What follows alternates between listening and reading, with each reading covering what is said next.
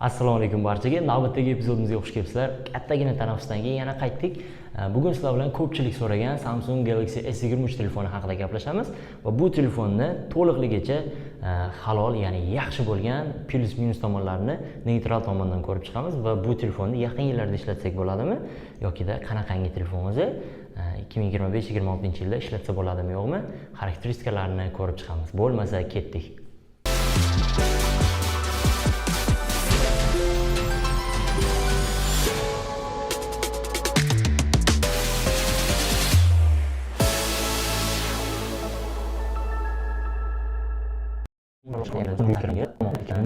Premium telefonni ushlab turgandek bo'lasiz va S23 da eng yaxshi tomonlaridan bittasi bu prям maza qilib turib ishlatasiz.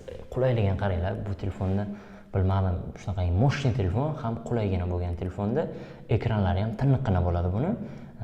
Dizayni ham hali 2025-yilda, menimcha 2026-yilda ham anchagina aktual dizaynlardan biri hisoblanadi.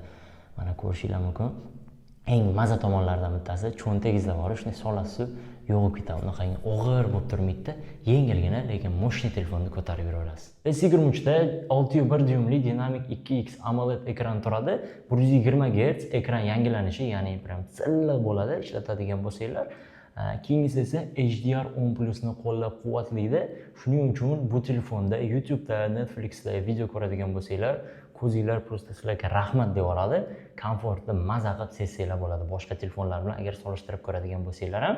Keyin esa bu telefonimiz kunduz kuni ishlatishda bemalol qo'rqmay ishlataverasizlar. Ya'ni 1750 nitgacha chiqadi. Quyosh charaqlab, yorug' bo'lib turgan kunlari ba'zida biladigan bo'lsanglar, telefoningizlarni yarkisi yetmaydi, o'sha uchun soyaga borib ishlatishga majbur bo'lasizlar. Buni qo'rqmay quyosh bor joylarda ham ishlatishingiz mumkin. Yorug'gina bo'lib turaveradi bu telefonimiz.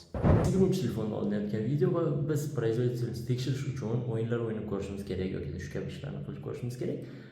Biz o'yin o'ynamaymiz, sababiki sizlarni ham bu narsaga chorlamaymiz. Ya'ni o'yin o'ynash quruq vaqtingizni oladi va bekorchilik deb hisoblaymiz. Ya'ni shu uchun o'yinlarda tekshirgandan ko'ra производительность testlari, misol uchun benchmarklar mana ko'rishingiz mumkin.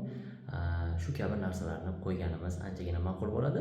Chem o'yin o'ynagandan ko'ra sizlarga ham maslahat bermaymiz. Vaqtingizni undan ko'ra ilm olishga, yangiliklarni o'rganishga yoki shu kabi foydali bo'lgan narsalarga ketkazishingizni so'rab qolgan bo'lar edik. Telefonimizda chipi va производительность kuchligiga keladigan bo'lsak, bu telefonda Snapdragon Qualcomm 8 Gen 2 for Galaxy turadi. Bu Snapdragon versiyasini, ya'ni Qualcommda eng yaxshi chiplaridan bittasi hisoblanib keladi hali. Bu telefonda harorat nazorati, ya'ni qizib ketishi, cooling sistemasi juda ham yaxshi bo'ladi va ko'proq o'yin o'ynaydigan bo'lsangiz yoki qiyinroq ishlarni bajaradigan bo'lsangiz ham bu telefonimiz uncha-munchaga qizib ketmaydi. Keyingisi esa multitasking juda ham yaxshi, ya'ni bir vaqt o'zida xohlasanglar CapCut, xohlasanglar Lightroom, xohlasanglar YouTube uchalasini ochadigan bo'lsanglar ham telefonimiz qotib qolib yoki lagging bo'lmaydi, sizlarga bemalol ishlab beraveradi. Aytyapman, bu telefon kichkinagina, lekin moshni telefon, anchagina kuchli telefon. Agar bu telefonni chipini iPhone bilan solishtiramiz deydigan bo'lsangiz, iPhone'da 14larini chipi bilan solishtiradigan bo'lsak, bir-biri bilan yaxshigina raqobat qiladi.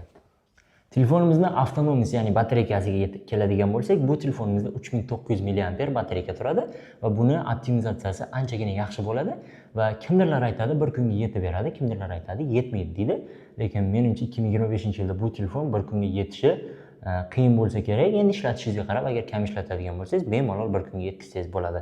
Optimizatsiya deydigan bo'lsak, optimizatsiya agar qancha yaxshi bo'ladigan bo'lsa, telefonda batareykasi ya'ni kichkina bo'lsa ham bu telefon zaryadi ko'pga yetib beradi. Bu telefonimiz 25 watt simli zaryadga qo'llab-quvvatlaydi, 10 watt bespirodniy zaryadga, ya'ni simsiz zaryadni qo'llab-quvvatlaydi va 30 daqiqaning ichida 60% gacha to'ldirsangiz bo'ladi simli zaryadning bilan. Telefonda oxirgi software, ya'ni oxirgi soft turibdi One UI 6. Bundan keyingilari keladigan bo'lsa ham inshaalloh ko'tarsa kerak bu telefonimiz.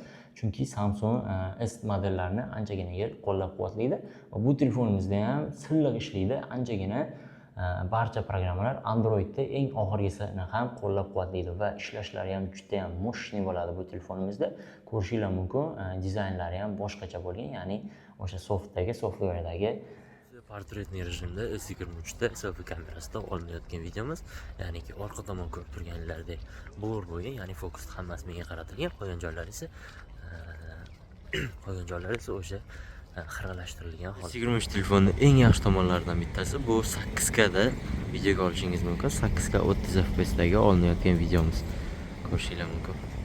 Yoqilgan holatda mana QHD 60 FPS da olinayotgan videomiz, bu esa shirokouгольный kamerada olinayotgan videomiz.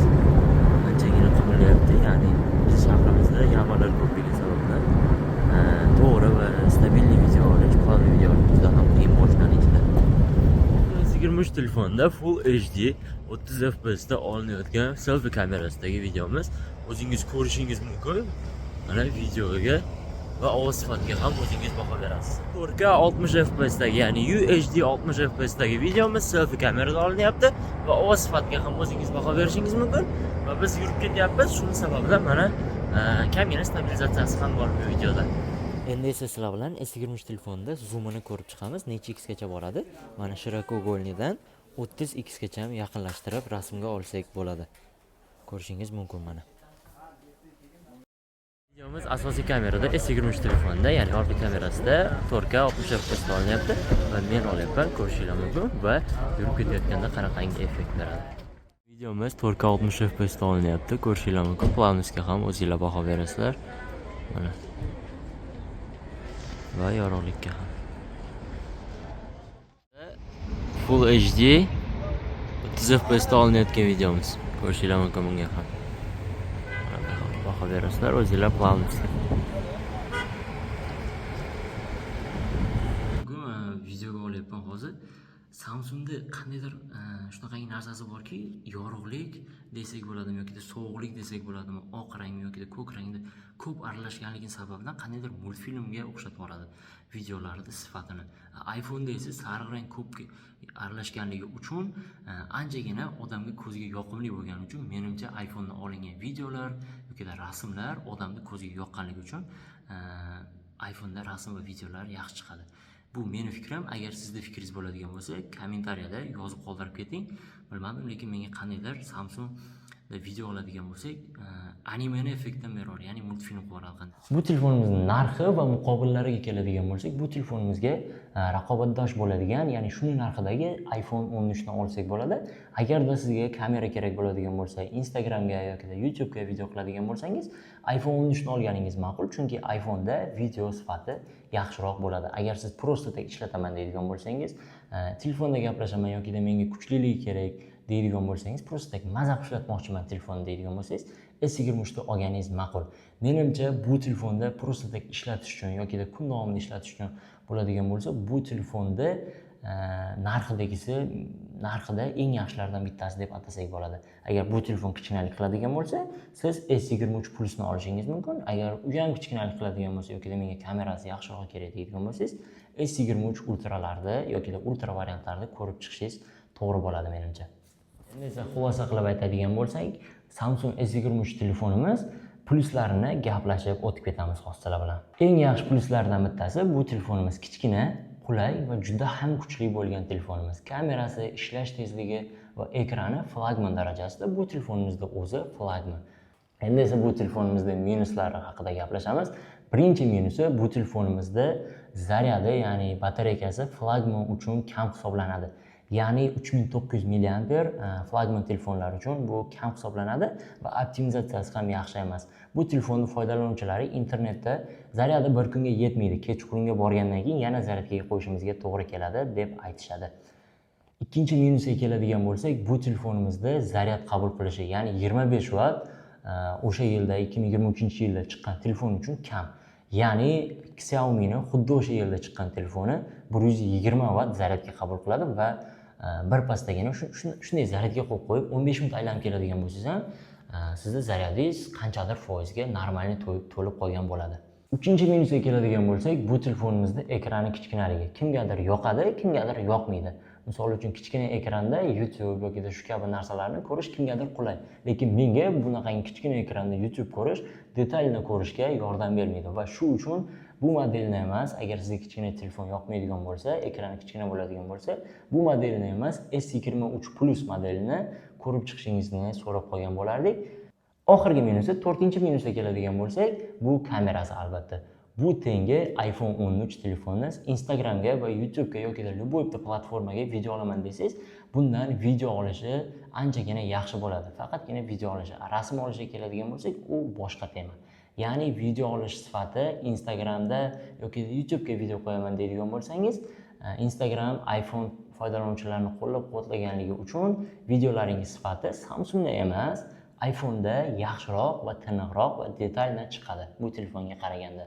O'sha uchun agar siz vloging bilan shug'ullanmoqchi bo'lsangiz, buni emas, iPhone variantini ham bir ko'rib chiqqaningiz ma'qul. Telefon kimga? Agar siz telefonni yillar davomida ishlatmoqchi bo'lsangiz va kuchligina telefon kerak bo'ladigan bo'lsa, ayni shu telefon sizga va narxi ham yaxshi, hamyonbop va kameralari ham, ekranlari ham anchagina yaxshi bo'ladi va bu telefonni olib maza qilib ishlatishingiz mumkin. Nima deb o'ylaysiz? O'zini yilida chiqqan iPhone 15 ga bu telefonimiz raqobatchi bo'la oladimi, yo'qmi?